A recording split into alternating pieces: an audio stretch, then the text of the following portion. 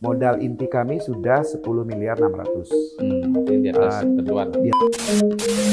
Kekepan ya, kekuatan, kelemahan, peluang, dan ancaman kan gitu kan ya. Naik dana naik, laba naik, NPL turun. Nah, ini yang selalu kita ciptakan keseimbangan. Kita tidak ingin mengejar asal cepat gitu, tapi Haji Sudibyo Bincang-Bincang.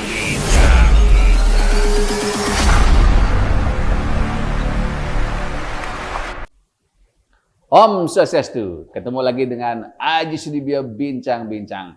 Sahabat semeton Haji Sudibyo Bincang-Bincang dimanapun berada, hari ini Haji ada di BPR Ramanda yang berlokasi di Jalan Gatsu Barat 97 Badung, Bali. Hari ini Haji akan menemui tokoh perbankan sebenarnya. Beliau juga aktif di berbagai bank dari Bank Umum hingga BPR saat ini. Hari ini Haji akan bersama Direktur Utama BPR Ramanda. Beliau adalah Bapak Nengah Sutrisno. Om Swastiastu, Pak Saudara. Om Swastiastu. Hari ini juga beliau didampingi oleh Bapak Direktur, yaitu Anak Agung Ngurah Alit Wisnau SE. Swastiastu, Pak Agung. Hari ini kita akan bahas sedikit tentang bagaimana perkembangan bisnis, ekonomi, dan khususnya BPR di Bali. Pak Nengah, mungkin bisa dielaborasi sedikit seperti apa sebenarnya kondisi bisnis saat ini? Apakah benar ekonomi Bali sudah bergerak? Apa hanya sekedar baru di data aja, Pak? Nah, bisa dielaborasi sedikit, Pak? Baik, makasih Pak Ngakan, luar biasa. Sudah berapa tahun ya kita nggak ketemu ya? Hampir 4 tahun. Sekarang tiba-tiba ada Pak Ngakan, kita membahas lagi tentang kondisi perbankan ya. Kalau kita lihat sekarang ya bisnis perbankan itu sudah mulai menggeliat. Di mana kalau kita lihat data sampai dengan 31 Mei 2023 itu bisnis perbankan di Bali itu sudah lumayan bagus ya. Indikator yang bisa kita lihat itu adalah dari sisi kredit ya. Kredit itu dari 132 BPR-BPRS yang ada di Bali, itu kredit tumbuh sekitar 4%, 4% lebih ya. Itu dari periode yang sama tahun sebelumnya. Jadi 31 Mei 2002 dibandingkan 31 Mei 2023 itu tumbuh sekitar 4% lebih. Ya.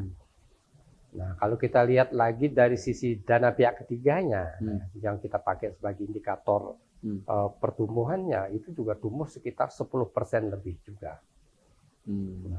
Artinya kalau kita baca data sebelum misalnya ke waktu COVID itu kan pertumbuhan kita hampir minus. Gitu. Minus ya. Sekarang sudah mencapai yang Pak tadi bilang itu mencapai 4-5% lah. Ya. Nah, kira-kira kondisi ini bisa tumbuh karena apa, Pak?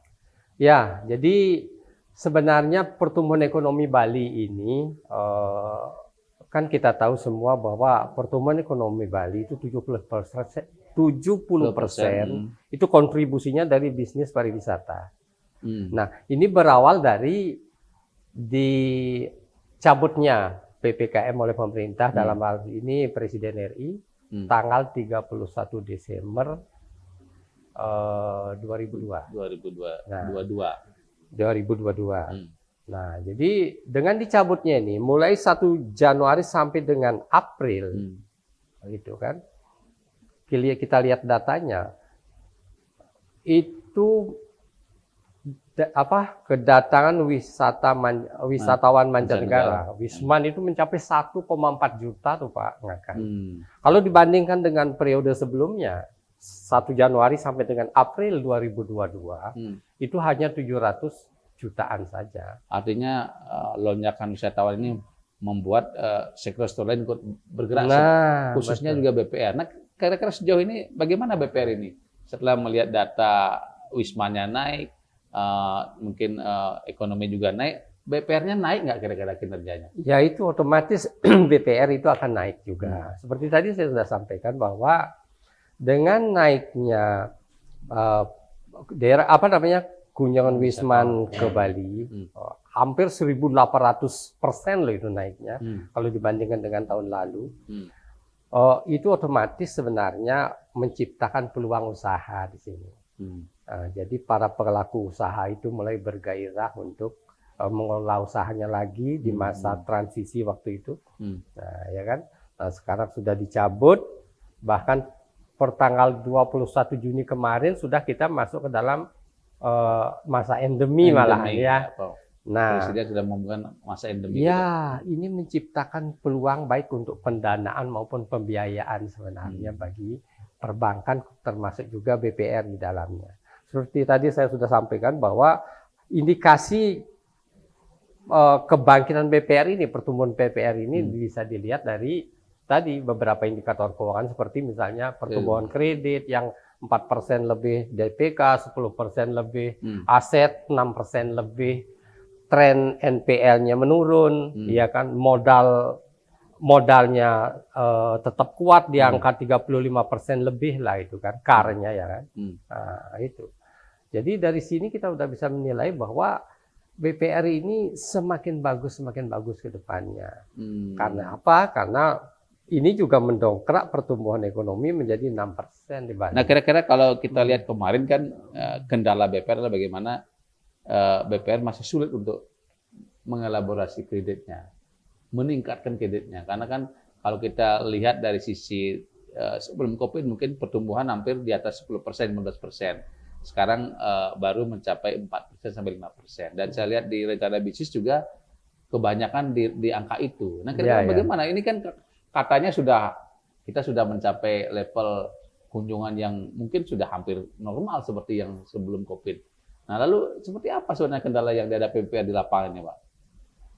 Sebenarnya ini tidak terlepas dari masa lalu, Pak Dibio ya.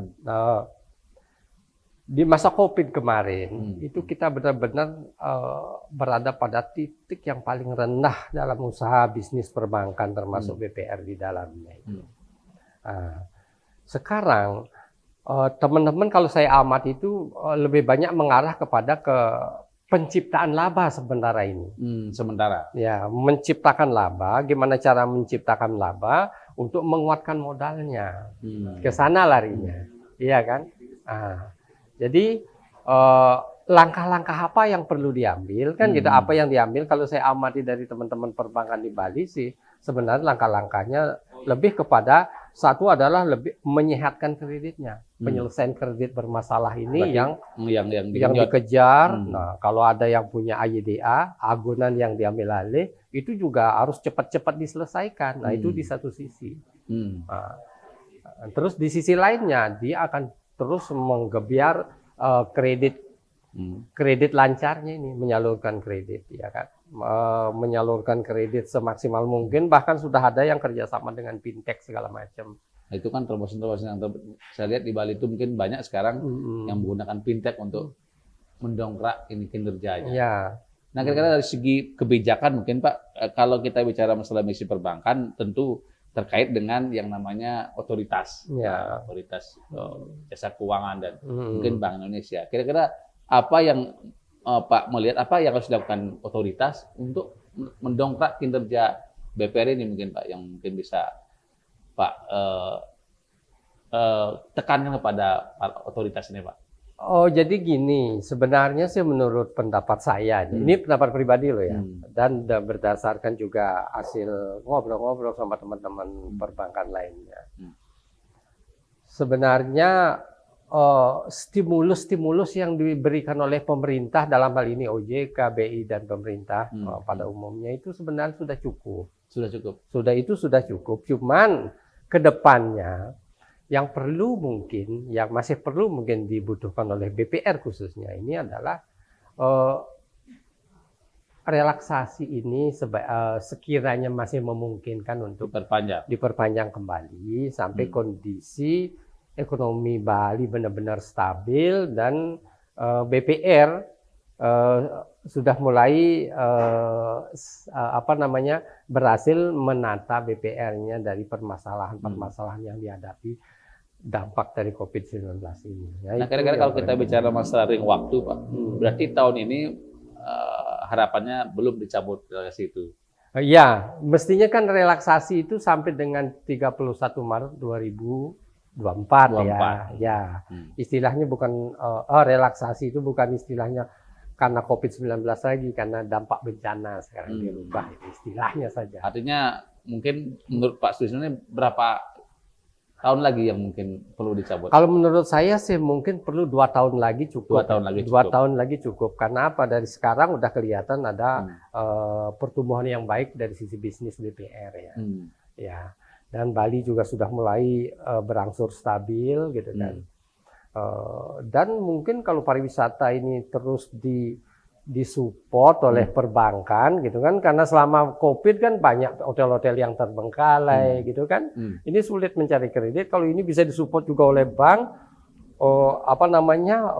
fasilitas akomodasinya sudah maksimal ya, ini barangkali bisa lebih bagus lagi kunjungan wisatawan mancanegara ke depan ini. Artinya lebih banyak wisatawan yang bisa diakomodasi di Bali. Nah, kalau kita bicara rencana, mungkin semuanya sudah sesuai pemerintah dan OJK sudah mungkin memperpanjang itu. Kira-kira Pak, dalam perkiraan Pak, BPR ini tahun ini atau tahun depan akan tumbuh di kisaran berapa Pak? Kalau kita kalau kita mungkin segala kondisinya normal lah kira-kira. Ya kurang lebih menurut saya sih pertumbuhannya akan tidak jauh-jauh kalau kredit antara 4-5%, ya kan, dana kurang lebih sekitar 10%, aset di antara 6-7%, segitu aja. Barangkali itu, ini juga sejalan dengan pertumbuhan ekonomi sebenarnya Pak Ngaka. Pertumbuhan ekonomi Bali saat ini, kalau kita lihat saat ini kan per 31 Mei itu 6%. 6%. Iya kan? Artinya masih di bawah. Masih di ring-ring situ juga. Artinya kalau kita sebelum COVID normal itu kan 7-8%. Iya. Nah masih sedikit kali lah udah mengejar itu. Ya. Nah kira-kira kalau kita bicara masalah tadi kan udah bicara masalah bagaimana kebijakan, bagaimana solusi OJK. Sekarang kita bicara masalah kinerja BPR Ramanda ini kira-kira. Nah spesifiknya bagaimana sekarang kondisi BPR Ramanda ini Pak? Mungkin kalau kita elaborasi dengan kondisi sebelum COVID, sekarang dan nanti ke depan seperti apa Pak? Ya, kebetulan waktu COVID juga kinerja kita masih kita bisa kendalikan, di mana NPL kita masih di bawah 5%, ya kan? Kita masih sangat profitable ya, aset kita tetap ada growth, jadi cuman memang tidak optimal gitu aja kan. Nah sekarang semakin baik juga. Kalau kita lihat kinerja BPR Ramanda sampai dengan semester pertama, sampai dengan bulan Juni tahun 2023 ini, kalau kita pakai indikator keuangan sebagai tolak ukurnya, kita lihat dari sisi kredit, dana pihak ketiga, laba, ya kan, aset dan NPL. Nah itu kan dari 6 kategori ini sebenarnya semua rencana bisnis atau semua target sampai dengan semester 1 tahun 2023 itu berjalan dengan normal. Tercapai dengan baik. Bahkan pencapaiannya di atas 100% semuanya. Hampir semua indikator semuanya. Dan NPL kita masih di bawah, malah lebih bagus dari yang kita targetkan. NPL kita cuma 1,13%. Kalau saya lihat Bapak bilang tadi itu Pak, semuanya di atas target, ini kan luar biasa Pak. Ya. Nah, kira-kira apa yang dilakukan BPR Ramanda ini bisa seperti itu Pak? Ya memang kalau kita berbicara kebijakan, ya kebijakan yang harus diambil dalam kondisi-kondisi khusus seperti sekarang ini ya. Kita tidak boleh sepotong-sepotong itu Pak, kan? Ya, misalnya kebijakan di bidang kredit, ya kan? Kebijakan di bidang kredit ini kita harus benar-benar fokus karena ini kalau ini menjadi bermasalah itu akan berdampak kepada pembentukan cadangan yang pada akhirnya juga menggerogoti modal kita, ya karena rugi kan gitu. Makanya kebijakan kita adalah kita selalu harus mengelola kredit bermasalah ini, menangani kredit bermasalah ini dengan sebaik-baiknya. Dengan cara apa? Kita setiap bulan rutin melakukan asesmen terhadap kredit-kredit kita yang mendapat relaksasi. Nah, asesmen ini apa tujuannya? Agar kita bisa memetakan Atau mapping, istilah kerennya itu mapping gitu. Jadi mengkelompokkan mana kredit-kredit yang kita kasih relaksasi yang masih bisa diselamatkan, gitu kan, sehingga bisa keluar dari grup grup yang menerima relaksasi, dan mana yang harus segera kita carikan solusinya, jangan sampai masuk ke NPL, masuk ke kredit bermasalah. Nah, ini yang paling penting sebenarnya. Ya kan? Nah, terkait dengan yang tadi kan Pak sudah bilang dalam penanganan kredit macet mungkin sudah Pak lakukan asesmen seperti itu. Nah, sekarang kan juga terkait bank ini terkait juga dengan kepercayaan nasabah penyimpanan dana misalnya. Kira-kira apa dari BP Ramanda ini sehingga para nasabahnya terpercaya menyimpan dananya di BP Ramanda ini? Kembali ke yang tadi itu Pak. Pertama kita kredit kita harus kelola dengan baik kan gitu kan. Terus kebijakan di kredit tadi masih terus kita tetap berusaha untuk menyalurkan kredit lancar sebanyak-banyaknya. Tentu dengan prinsip kehati-hatian kan gitu kan. Kebijakan itu tidak hanya cukup di kredit, di dana juga kita harus atur. Ya kan? Di dana misalnya kita fokus ke dana murah gitu.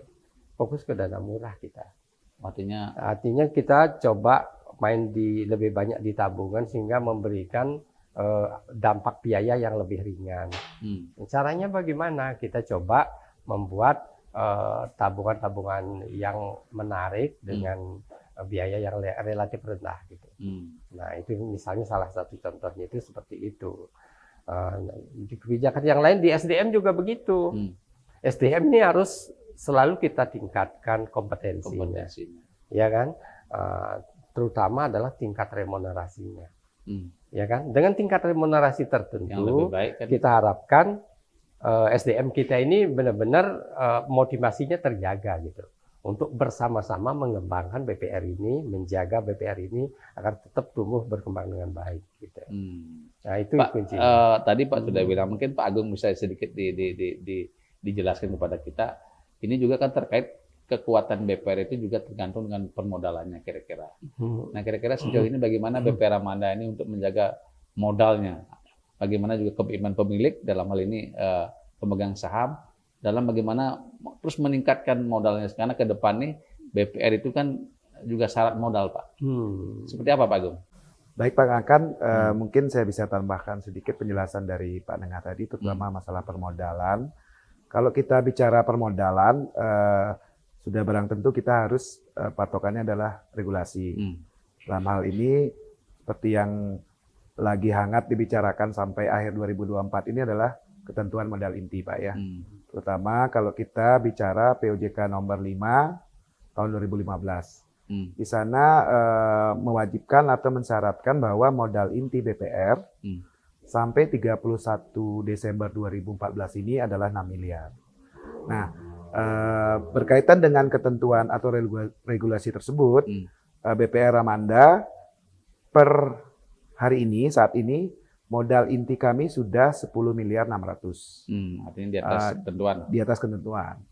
Jadi walaupun secara modal inti kami sudah memenuhi persyaratan, namun untuk penguatan modal sudah barang tentu banyak hal yang harus kita lakukan.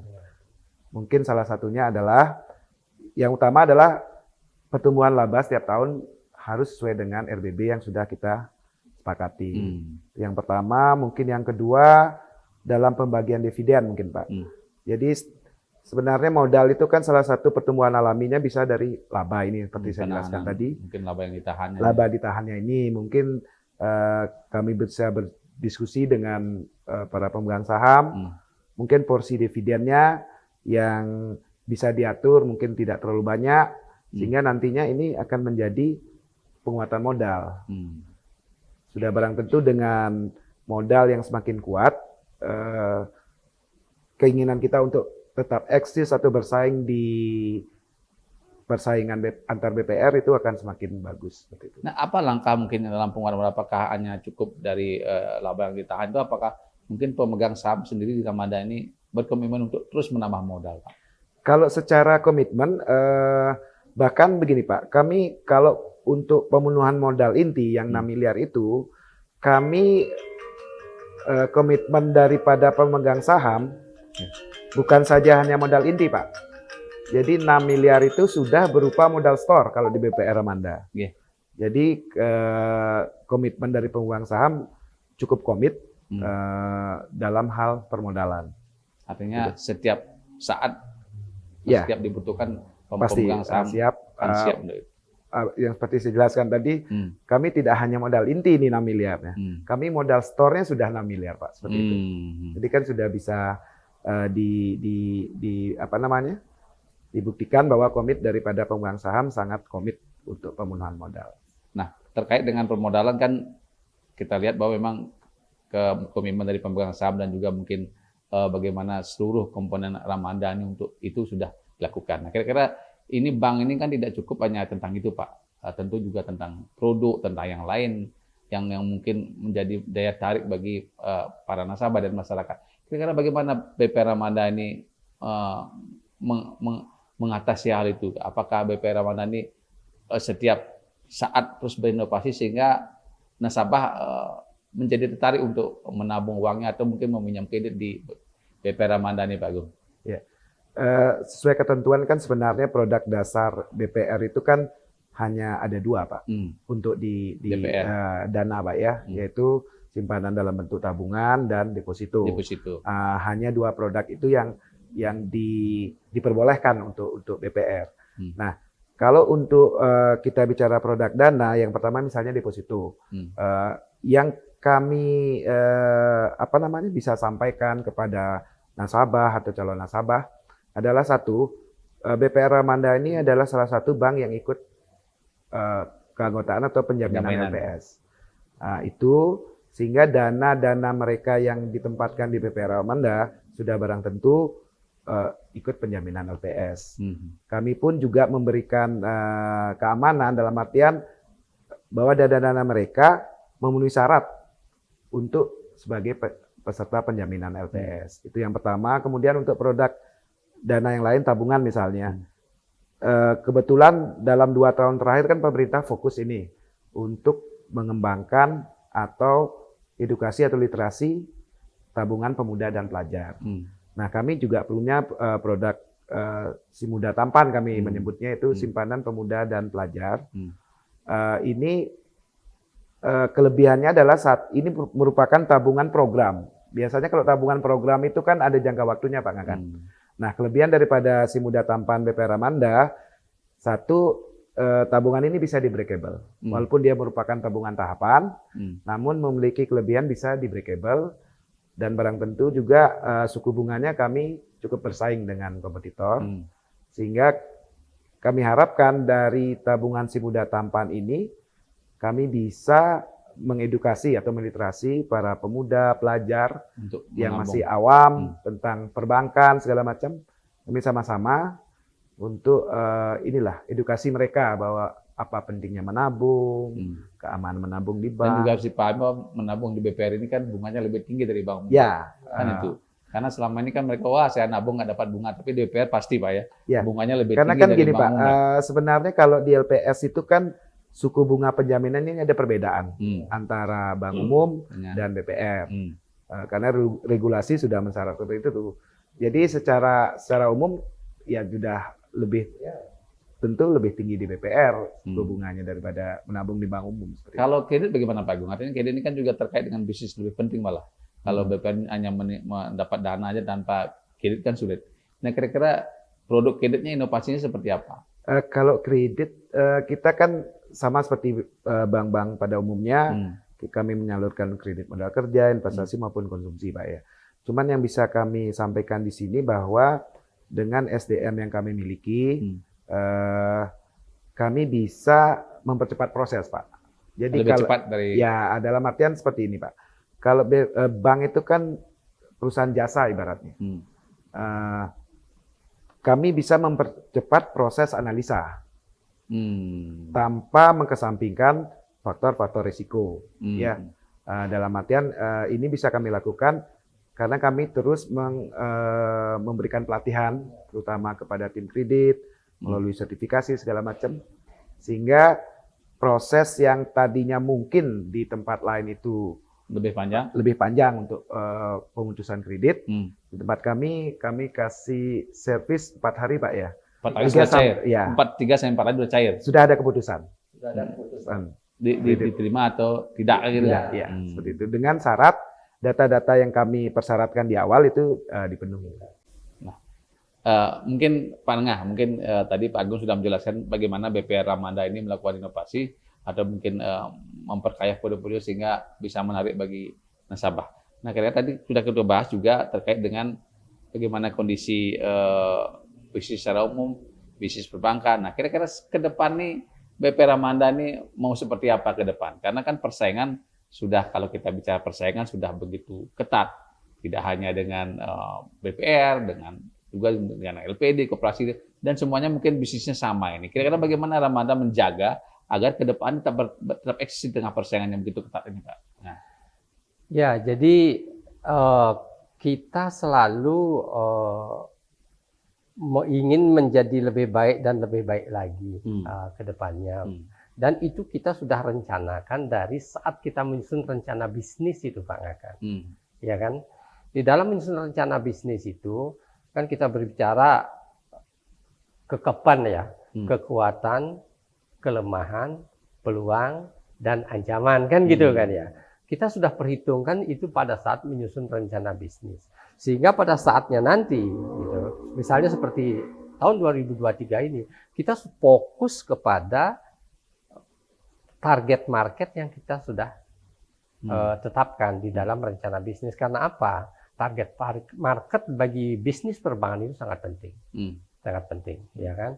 Nah, oleh karena itu ini harus ditetapkan supaya kita ada arah untuk yang kita kejar, ya kan? Dan tidak terlalu banyak teman-teman BPR yang melihat hal itu, nah kan gitu kan? Sehingga nantinya kita tidak terlalu terlalu banyak saingan di situ. Gitu.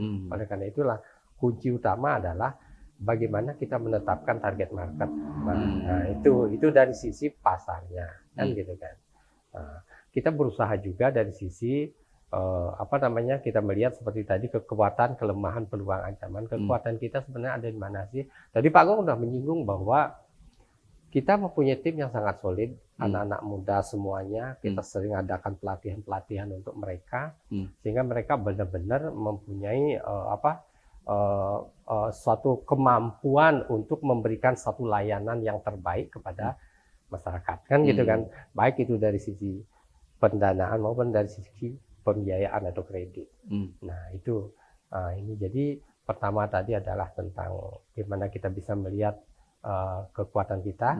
Nah, ya, terus kelemahan kita di mana? Nah, ini kelemahan ini yang kita harus tetap improve ya, terutama misalnya terkait dengan IT, ya kan, teknologi informasi ya.